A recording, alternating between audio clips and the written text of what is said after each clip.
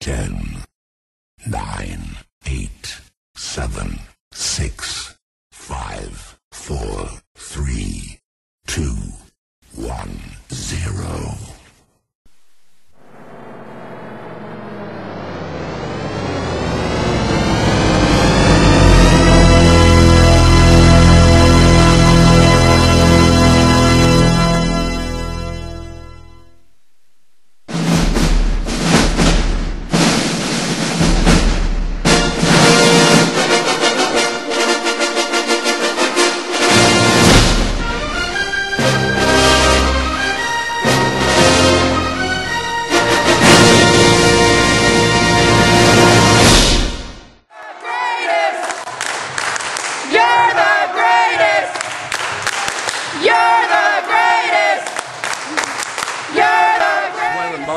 From Ultimate Wrestling with the Front Row Fanatics, going to introduce the newest member, Cheech, with my own brand of initiation. You ready? Oh shit! Hell yeah! One more! Better you than me, buddy. He's gonna do that to Greg. You're watching FrontRowFanatics.com. Oh my god! Good evening, Gulf Coast independent wrestling fans with a chuckling tag team partner, Mr. Internet. Big Cheech, Gargoyle, Front Row Fanatics reviewing Ultimate Wrestling's Resolution. Took place 1/1/11. That's January 1st, 2011. See, I'm on the ball tonight, baby. Ultimate Legion Post 33 in Pensacola, Florida. One of you guys take it away. We're going to start out with the show with Maze coming out and calling out Justin Overstreet. He was calling him out over the stuff he's putting over on the message boards and talking smack, basically. And the match ended up being a stipulation of if Overstreet was to win the match, that Maze would retire. And that was on top of a title defense for the Cruiserweight title. Yeah, and yeah, that's right. The But how many times? How many times have you? Four now, I believe. Damn! Gosh, I hate giving Mace credit for all the title reigns. But anyway, sorry, didn't mean to interrupt you. So that's all right. So that stipulated that match, and then the first match coming up was the first matchup was Pure Doug Pitt going against Dunham, a newcomer to Ultimate Wrestling, and Doug did win that with the Super Power Ranger kick, and took the win off of that first match. And what do you all think of that match? Going into it, Dunham obviously having the size and strength advantage. Doug having that amateur wrestling background, Doug being a true grappler. Dunham, he has a no-nonsense ground and pound style, Some of the people that keep track of wrestling along the Gulf Coast, he executed that tackle or spear on Colby Godwin a while back. Lots of views on YouTube, baby. Oh, yeah. Went right to work on that leg of Doug Pitt. I'm thinking, got to give Dunham credit. He's thinking about that Power Ranger kick. He did his homework and went to town on Doug's leg, and somehow Doug was able to pull out the Super Power Ranger kick and get the victory. And for me, this was a pleasant surprise for, those of us who go to a lot of shows on the Gulf Coast, have seen Dunham in other promotions, and we've seen maybe this matchup between Dunham and Doug Pitt in other promotions. But for Ultimate, it was good to start the show off with somebody you could tell most of the Pensacola crowd was not familiar with. Dunham dominated the match. In my opinion, anyway. Doug pulled it out. He got the victory, but I enjoyed the start of the new year with a new face for Ultimate, so. And I have to say, at one point, Dunham did have Doug Pitt set up for that tackle, that patented tackle. Tactical mistake, though, allowed Doug to reverse it into the Super Power Ranger kick. Yeah, so. I think he got it with a low blow, too, when he was getting ready for it. Oh, yeah. Yeah. But he definitely was working that ankle, and he limped off after that win, for sure. Yeah.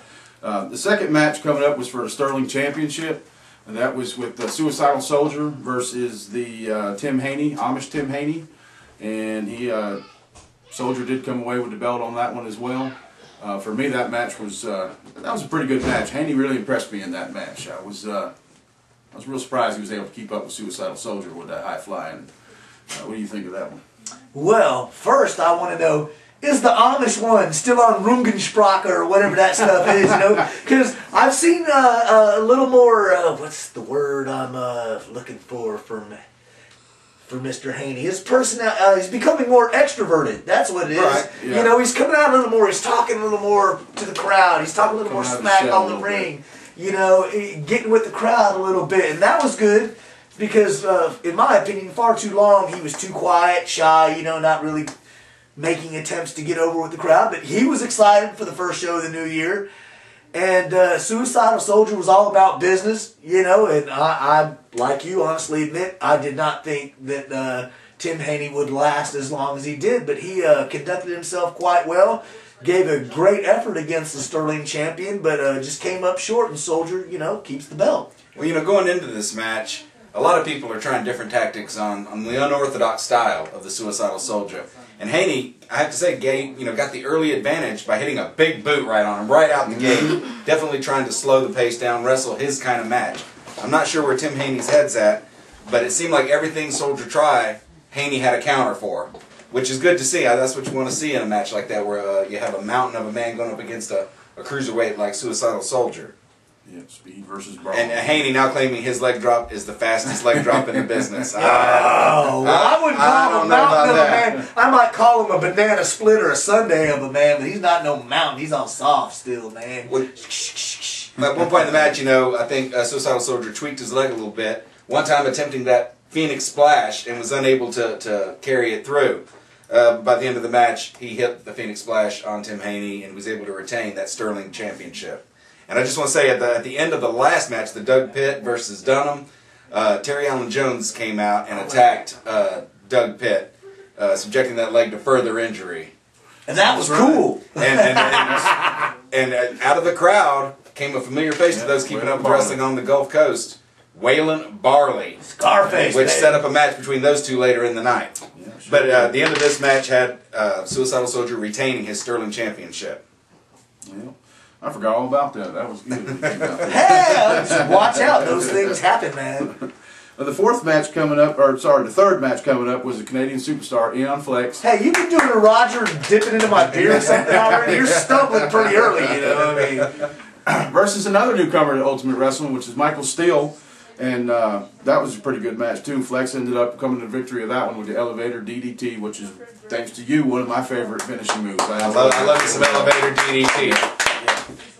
You know what I found very surprising is usually everybody hates Flex's guts, but the crowd, in which I was one, was popping for Flex. You know, against Michael Steele, and once again another person I don't think a lot of the Pensacola Ultimate fans were familiar with, but who we've seen in other promotions all over the Gulf Coast and stuff. You know, had a good matchup between two big veteran guys that gave you some wrestling. You know, yeah, that was a good solid match for me too. We got to see that Canadian chin lock. You know, a Canadian stomp to the gut. All patented Canadian moves. That's right. And I want to point out, you know, Aeon Flex is one half of the current Ultimate Wrestling Tag Team Champs, along with Wrestling Royalty Nathan Crown. This was the first time we've seen Aeon Flex in singles competition in some time, and it was vintage Flex for the entire match. I mean, just tearing his opponent down, you know, picking a body part, isolating it, going to work on it. And it wasn't the prettiest Elevator DDT I've seen Aeon Flex execute, but it got the job done. But it was most effective. Yes, it was. Yep. All right. Fourth match coming How up. we doing on time? We good? Good. All right, we get the high sign from the producer, man. We're rolling right along. The fourth match coming up was for the Bruiserweight Champion, or Cruiserweight Champion, right? Yeah. Okay. He wants to call it Bruiserweight. Mays can call it whatever he wants, man. Bruiserweight. Bruiserweight Mays versus Justin Overstreet for the retirement match. Overstreet does win, with Mays retiring / leaving from the ring, which was a sad sight for, I think, all of us, but unfortunately that day has come. I don't know. What do you think about that one? It was a pretty good match. I must admit, I was surprised that young Justin Overstreet got the win over Mays. Boo!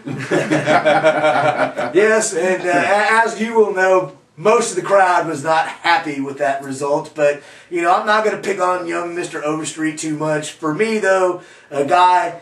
And people can say whatever you want. I've watched Mays for a long time, from when he first started out. Mays pointed that out too, that me and you were there at the beginning. And Thank you. And we're there from beginning to end. And this guy, and I've watched him in a multitude of promotions, you know, And everybody, you can cite the Backyard Brawl. Awesome show, awesome match. One of the best matches ever on the Gulf Coast. In Mossy Head and Ultimate, wherever Maze has gone, IWC, ICW, went over there, Crazy Joe's promotion in Mobile, which sadly I did not get, go see those matches. But wherever you go, Maze would get out there, bust ass, entertain the fans, and give you your money's worth if you knew he was on the card. And I'm still in shock. As much as I give this guy shit. Beep. Okay, sorry. New Year's resolution number one's already broke. I dropped my first cuss word, but I give Maze a lot of crap, and and he's put up with me over the years. But hey, I have much love and respect for the Bruiserweight. Whether you love him or hate him, he's great to watch in the ring. Absolutely, sweetest drop kick on the Gulf Coast. Yes, got to give it up for that. This match. I got you. This match, great match. Justin Overstreet started out very hot. He's quick as a hiccup. You got to give him credit for being very fast. And kind of, I think disoriented Maze. Maze being a cruiserweight, but utilizing that bruiserweight style. After that, Maze turned it into his kind of match. Working him, the way only Maze can do it. At one point in the match, I think Overstreet got his second win. Great back and forth action. End of the match, saw Maze hit Overstreet with a vicious spine buster, which set him up for the bruise your face. Somehow Overstreet able to get out of that and roll Maze up. A quick 1, 2, 3. Yeah, who the hell was ref in that match, man? Did that ref even ask me? Roger, into my beard again. Damn it, man. Damn it, just when I was giving him some credit, man.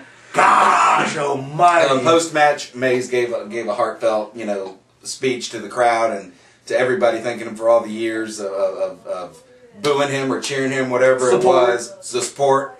And like I said, I think Ultimate Wrestling became a little less entertaining now. I mean, absolutely, it was. You didn't have to think about it. You knew when you were going to the matches, you were going to see Maze. You knew there was going to be at least one good match. I hear you. So, I hear you. It's going to be hard getting used to not seeing him on the card, that's for sure. Absolutely. I can't agree more. And I think we need to take a break. We'll be back.